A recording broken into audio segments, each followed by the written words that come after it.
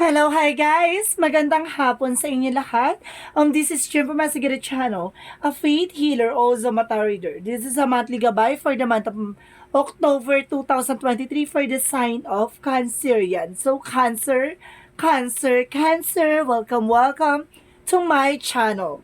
Ano kayang messages, advices, and spirit guides ang ating masasaga for today's video? Kano naman kayang energy o kaganapan sa buhay ng mga Cancerian ang ating mahagilap. So guys, this reading is a journey lamang, hindi lahat makaka-resonate. Kunin lamang po ang makaka-relate sa inyo and comment down below kung kaninong energy ang ating nasagap.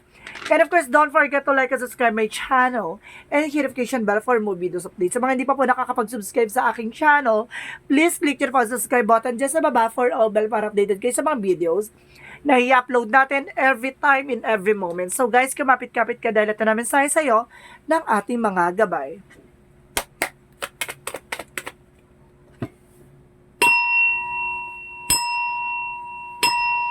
Angel Spirit Messages, bigyan mo ako ng isa pang pasabog at bulabog na mensahe para sa mga kapatid nating Cancerian. Angel Spirit Guides. Wow, there's a 7 of Wands. You are being protected. No, may gumagabay sa'yo dito. May pumoprotekta sa'yo dito with the Queen of Cups. There's an healing. Magkakaroon ka na ng kagalingan dito. Okay, thank you guys. Meron daw ditong sumusubaybay at may gumagawa sa'yo ng hindi maganda. With the Queen of Cups, kumbaga babae ito, Inglaterra. Because there's a Page of Swords, there's an information, no? At the same time, kumukuha sa'yo ng information. And of course, there's the Hangman. There's a delays or something, kumbaga, waiting for a eksena or parang working on it. Parang nangyayari or magantay ka na lang, no? Parang ganon. Kumuha ka lang ng information. At the same time, there's the Sun card. There's a pure positivity na mangyayari dito. No? Magkakaroon ka ng magandang outcome. At the same time, there's a Six of Cups. There's a past person na kumbaga nagkaroon ng clarity or there's an information na or childhood person coming back or a past person coming back or there's a or relatives or related sa'yo. What is the 7 of Wands? Pero because there's a Chariot card, no? Parating na to, yung, kumbaga there's a perfect timing, guys. Meron ako nakitang orasan dito na, pero sinasabi dito, there's a time to heal and time to progress or something, no? Or time will come. Kumbaga parating na talaga tong eksena na to. Parang sinisipa na ng kabayo na, oh, this is coming. So, what is the Queen of Cups? Because there's a Page of Coin, there's a manifestation. No, and new ideas. Na may mga bagay na ma-manifest ka dito na magdadala sa iyo ng healing. And because there's a the Wheel of Fortune. May magandang eksena daw dito, T. Wait lang, guys. Inom lang ako ng water.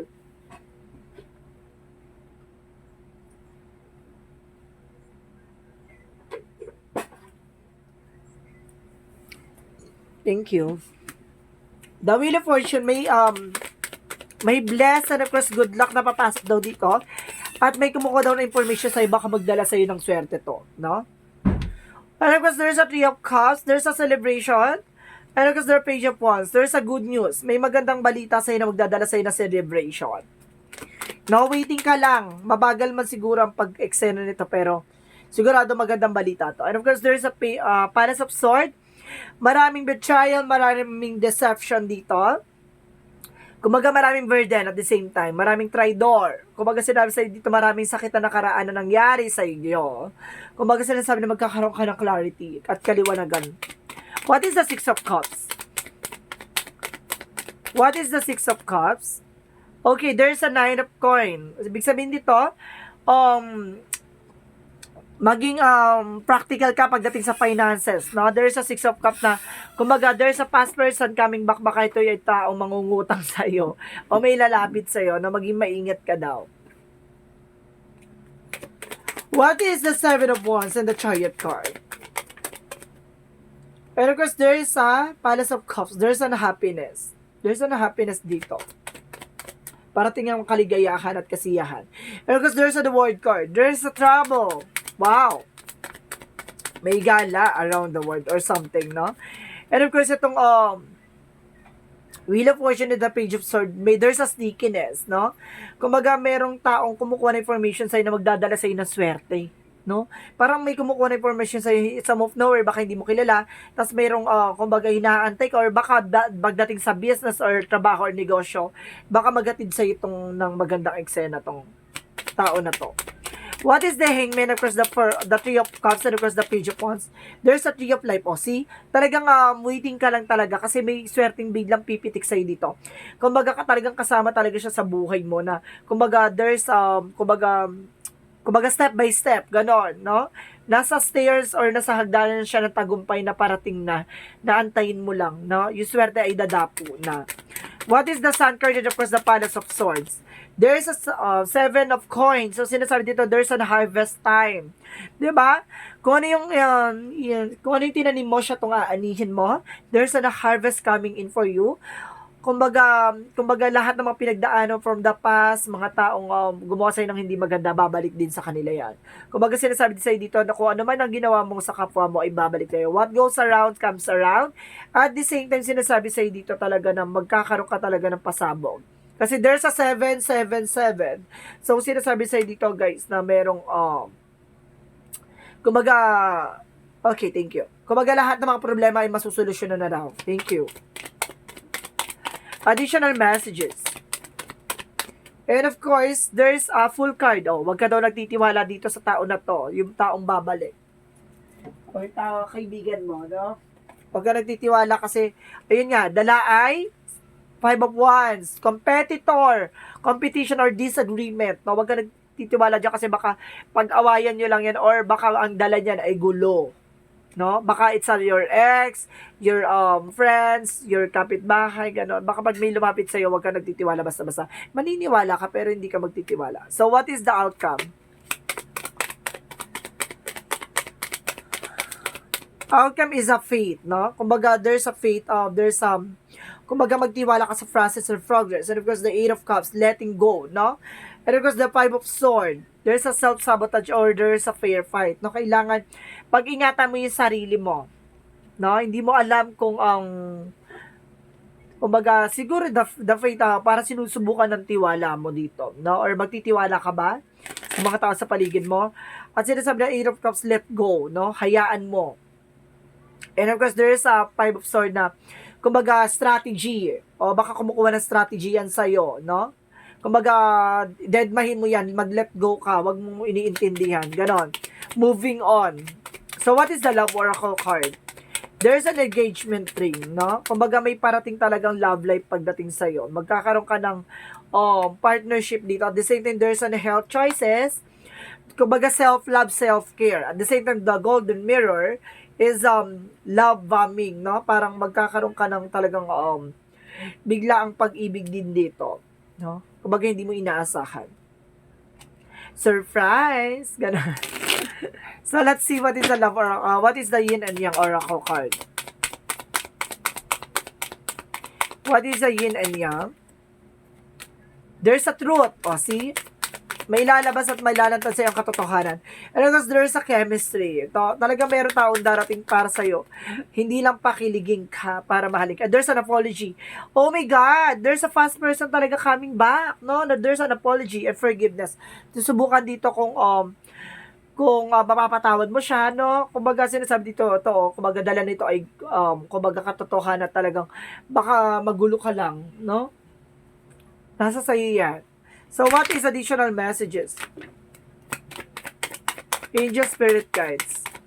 Okay, there's an option. Marami kang option. And of course, there's a teaching, no? Parang tinuruan ka na at nalaman mo na yung mga bagay-bagay, di ba? Dapat alam mo na yan. Of course, there's a option na considering possibilities, no? Kumbaga, kung babalikan mo siya, kumbaga, there's an advantage and disadvantage, no? There's a consequences, di ba? Kasi kung may mga bagay na nangyari na napakalalim ng pinanghugutan at pinanggalingan ng eksena niyong dalawa, kumbaga, baka mangyari ulit yung mga bagay na yon. So, there's some information na kailangan mong maging open sa mga possibilities. At the same time, there's a purple, third eye clairvoyance, no? Kumbaga, may kakayanan kang makita or masilip, no? Yung mga bagay-bagay na nangyari from the past or baka mangyari sa kasalukuyan. Parang nagkakaroon ka ng insights dito. Additional messages for Archangel Raphael. So, Archangel Raphael messages.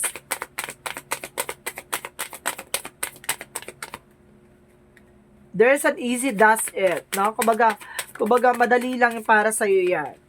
Magiging kumbaga i-let go mo 'yan at magkakaroon ka ng healing at magkakaroon yan ng processing. And guys, avoid allergen. So, kumbaga kung allergic ka na sa nangyari na 'yon, kumbaga, 'di ba? I-let go mo na 'yon, bawal na 'yon, avoid, no? Or some of you baka may allergic kayo sa pagkain, iwasan. Okay, what is additional messages? And of course, sinasabi dito, there's a discipline, magkaroon ka ng disiplina sa sarili mo, and balance, na maging balanse ka. Balance is spiritual and practicality. So, what is the ontology? And you are good enough, no? Pagdating dyan, sapat ka na daw. At the same time, it's time to release negativity, no? Kailangan mo nang i-release yung negativity or toxicities na nangyari sa nakaraan mo. Meron talaga kayong pinagdaanan dito about sa kirot at sakit. Diba? You are good enough. Para sa sinasabi ng angel spirit, sapat ka na pero naghanap pa rin siya ng iba. Parang gano'n. And of course, there's a strategy. Or sinasabi na baka strategy lang niya yan. Kaya parang siguro may intention yan sa'yo. Or something na gamitan mo na strategy to. At the same time, there's a 7 chakra, Archangel Uriel, about sa finances, no? Kumbaga makakatulong to si Archangel Uriel para pag-aingin ang inyong finances. What is the chakra? There's a guest, no? Maraming bida-bida at maraming kontrabida at maraming bisita. Ganon. And there's a mysticism, no? Kumbaga may taong lumalapit sa'yo at misteryo tong tao na to, no? Maging balanse ka. Huwag ka magand nagtitiwala. So, what is Archangel Raphael messages? Archangel Raphael messages. It's time to leave the unhealthy situation. No? Kailangan mo nang pakawalan yung unhealthy situation na yan. Kumbaga yung mga dati mong nakaraan or dati mong eksena na pinagdaan sa nakaraan, kumbaga kailangan mo na yan iwanan at pakawalan. And of course, a favorable outcome. A favorable outcome. No? Papabor na raw sa'yo ang magiging outcome ng eksena mo. No? Pagdating sa romance angels, ano kayang gusto mo sabihin sa ating mga kapatid na Cancer yan? Heart-to-heart conversation. Magkakaroon ka daw ng heart-to-heart conversation and getting to know each other, no? May tao kang makikilala at magkakaroon kayo ng collaborations at talagang gusto mo pa siya makilala ng lubusan, no? So, what is the angel's number? What is the angel's number, angel spirit guides? And of course, sinasabi dito, there's a 15, I am wise. No? Kaya ngayon sinasabi dito, maging wise at listo. At maging matalino sa pagdidesisyon. Your love for others is powerful. And you are able to spread your gift of support far and wide. Your curiosity and social nature brings you in contact with a variety of people. All who would benefit from your warm-hearted word of wisdom. No? Kumbaga, wise ka na sa mga bagay-bagay na nangyayari sa'yo. No? Kahit na napakabuti mong tao at madasalin at mapagmahal mong tao, kumbaga sinasabi sa'yo dito, maging wise ka na. Kasi sa madalas talagang niloloko yung mga taong mabait. At the same time, yung mga generous. And of course, sinasabi dito, there's a forgiveness. Today, I bless each soul I perceive to have hurt me. I release them to their own greater good. I can now see that my fast provides me with the lessons that help me live more fully in the presence. I no longer struggle with what has been said and undone. I am grateful for every experience that has brought me here. I feel myself with a love that is pure and free. See?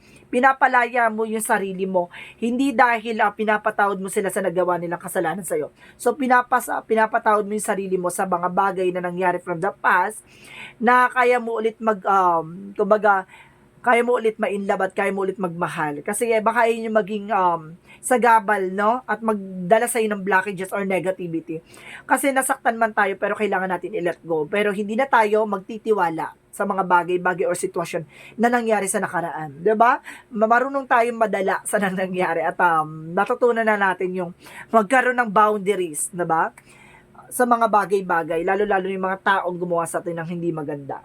And be wise and be kumbaga generous, no? Kumbaga, generous ka sa way na parang may mga pinagdaanan man kayong problema, pero mabait ka pa rin sa kanya, pero hindi ka na nagtitiwala. 'Di ba? Ganun naman yun eh. Kaya mong humarap sa kanya with smile. 'Di ba? With a smile. So, guys, this is a monthly gabay for the month of October 2023 for the sign of Cancer. Yan. This reading is a reading lamang, hindi lahat makaka-resonate. Kunin lamang pa makaka-relate sa inyo. And comment down below kung kaninong energy ang ating nasagap. Maraming salamat guys, and see you in the next video. Bye-bye and babush.